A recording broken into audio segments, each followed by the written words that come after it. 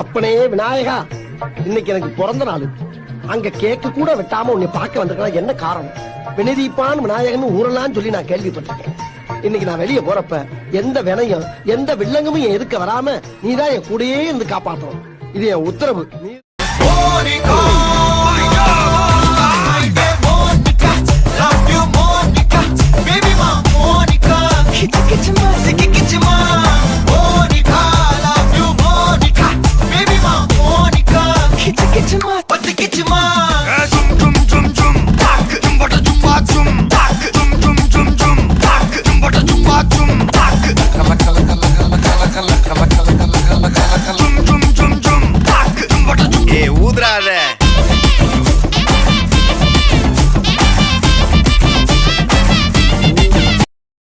நன்றி நன்றி நன்றி. இதை தவிர எனக்கு வேற என்ன சொல்றதுன்னு எனக்கு தெரியலங்க.